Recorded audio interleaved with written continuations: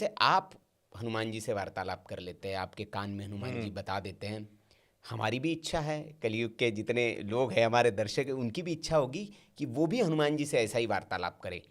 तो रास्ता बताइए कि हम हनुमान जी को के कैसे दर्शन कर सकते हैं, हम हनुमान जी से कैसे वार्तालाप कर सकते हैं, हमें हनुमान जी कैसे निर्देशित कर सकते हैं, हमारे दर्शकों को हनुमान जी कैसे निर्देशित कर सकते, क्या रास्ता है वो? अगर कोई मुझसे पूछे जी। या आपसे ही पूछे जी कि जो संसार का सबसे धनी आदमी है, जी। हम भी उसके जैसे धनी बनना चाहते हैं। जी हम भी ऐसे ही हमारे बड़े बड़े महल हों, सब कुछ हो जी और हमारा नाम भव्यता भी, हो। हाँ सब कुछ हो, हम भी वैसा बनना चाहते हैं। तो बताइए कैसे बने? तो वो सब कुछ बनवाना, जी एक तो भीतर की इच्छा शक्ति, और जिसको कहते हैं ना कि मूकम करोति वाचालम पंगुम लंगई गिरिवर्धन, कि बिना भगवत कृपा के कुछ नहीं हो सकता। जब उनकी कृपा होगी, उनकी इच्छा होगी। अगर मैं किसी को बता भी दूं कि यहाँ पर इस मार्ग से हनुमान जी मिलेंगे, और मैंने कईयों को बताया है जो कुछ जिनको मैं साधना कराता हूँ, जी जी परम आश्चर्य का विषय है कि उस मार्ग पे वो कभी जाते ही नहीं। शॉर्टकट। नहीं, शॉर्टकट नहीं, जाते ही नहीं वहाँ। अच्छा। क्योंकि माया ही मोड़ देती है। सच बात है, ये भौतिक युग है। माया ही ऐसा भरमा देती है, तत्काल भरमा देती है। जब तक हम रिसीवर नहीं बनेंगे तब तक हमें किसी भी दिव्य दर्शन की उपलब्धि नहीं हो सकती। रिसीवर बनना पड़ता है। और रिसीवर बनना का अर्थ है कि भीतर के जितने भी मनोविकार हैं उनका विगलन हो जाए। जितने भी मनोविकार, पहले तो काम वहाँ करना होता है। वो सबसे बाद की स्थिति है कि हनुमान जी से बात हो जाए। हनुमान जी से बात तब तक नहीं हो सकती जब तक वो खुद नहीं चाहेंगे। अब मैं कहूँ जरा ढूंढो हनुमान जी को, कहाँ है, लग जाओ ढूंढने में, ढूंढ ही नहीं सकते। कैसे ढूंढिएगा? क्योंकि जब मैं हिमालय पर मुझे यायावर सन्यासी मिला, तो मैंने उससे कोई बात नहीं की। उसका वर्णन एक वीडियो में, कैसे हो हनुमान के दर्शन, उसमें मैंने कई रहस्यों को उद्घाटित किया है। जी जी जी।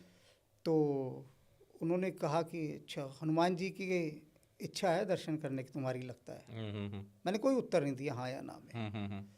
तो उन्होंने कहा, सुन बावले, हनुमान जी को कहाँ खोजेगा तू? उनका कोई पता नहीं, कोई ठिकाना नहीं, कुछ नहीं, भटकता रहेगा जन्मों जन्मों तक, तू नहीं खोज सकेगा। तो कुछ ऐसा उपाय कर कि वो तुझे खोज लें, क्योंकि उनको पता है तू कहाँ है, उनको तेरी लोकेशन पता है। हाँ ठीक है, ठीक है।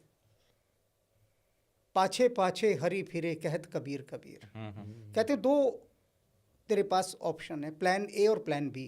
प्लान ए है कि तू भाग और ढूंढ हनुमान जी को, भाग ढूंढता रहे, ये प्लान ए है। मंदिर जाता रहे।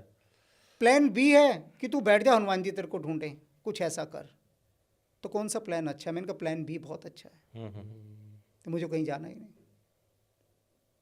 और उसके बाद हनुमान जी से मेरा एक अनुबंध हुआ, करार हुआ, एक एग्रीमेंट, एक समझौता। और ये बड़े गजब का समझौता है। उन्होंने मुझसे कहा कि तुझे मेरा काम करना है ये। मैंने कहा कर दूंगा। आपने जब पकड़ा तो मैं मना कैसे कर सकता हूँ? चुना ना उन्होंने, एक तैयारी के साथ। देखिए, नासा चुनता है अंतरिक्ष में जाने के लिए, किसी एक को ही तो चुनता है जी। उसका जो पात्र होगा। तो उन्होंने चुना। मैंने कहा लेकिन मेरी भी एक छोटी सी शर्त है। बोले क्या? मैंने कहा आप मुझे कह रहे हैं कि तू कहीं कहीं नहीं जाएगा, किसी से नहीं मिलेगा, सारे समाज से अपना संपर्क काट देगा, सिर्फ मुझ में लीन होकर जो मैं दिखाऊंगा वही करेगा। तो मैंने कहा मेरा भी एक काम है कि जो गृहस्थ आश्रम मेरा है उसके सारे कर्तव्यों का निर्वाह आप करेंगे, मेरी सारी आवश्यकताओं की पूर्ति आप करेंगे। उन्होंने 20 साल पहले न्यूज़पेपर, टेलीविज़न सब बंद करवा दिया था। मेरे घर में कोई टीवी नहीं था, कोई न्यूज़पेपर नहीं, कहते कि कुछ आवश्यकता नहीं इनकी। तो मैंने कहा जो मुझे चाहिए वो मुझे घर बैठे चाहिए, हर चीज़।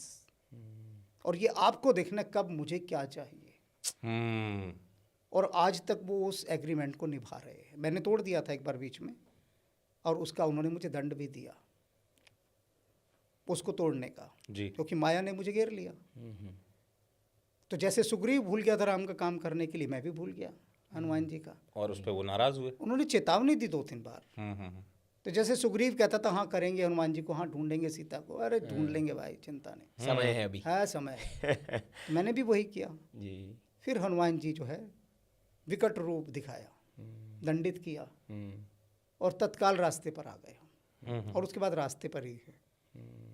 तो वो जो कितना बड़ा अनुबंध है मैं बता रहा हूँ। हम्म, मैं भी उन इच्छाओं को नहीं बता सकता जो जो मैंने हनुमान जी से कही परीक्षा लेने के लिए। जैसे सुनोगे ना कथाएं, एक साधु कोई बांसुरी दे गया कि जब बजाएगा तो मैं आ जाऊंगा या जो मांगेगा मिलेगा। तो मैंने कहा हनुमान जी ये चाहिए, हम्म, तत्क्षण जिसको कहना चाहिए उन्होंने वो उपलब्ध कराया।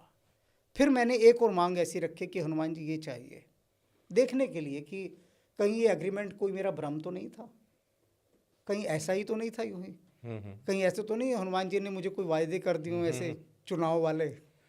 मेरा चुनाव किया ना उन्होंने और चुनाव का वादा कर दिया कि उसके बाद सब दूंगा। तो कई मैंने उसके बाद खुद पर लज्जा आई कि मैंने उनसे वो मांगा जो मिलना मैं स्वयं मानता था कि ये असंभव है। वो मांग लिया। वो मांग कभी नहीं मिल सकता, मैं ये मानता था कि कुछ भी हो जाए नहीं मिल सकता। लेकिन हनुमान जी ने वो ऐसे ला के दिया, दुर्गम काज जगत के जेते। सुगम अनुरे तुम रहते थे। तो मुझे ये सारी की सारी सार्थक हुई एक एक चीज़। उसके बाद मैंने मांगना छोड़ दिया। मैंने कहा क्या मांग रहा है तू, जो भी तूने मांगा आज तक, जो भी मैंने मांगा था मेरे संसारी मन ने मांगा था और शुद्ध सांसारिक चीज़ मांगी थी, शुद्ध विषय वासनाएं मांगी थी मैंने, जो भी मांगा था हाँ।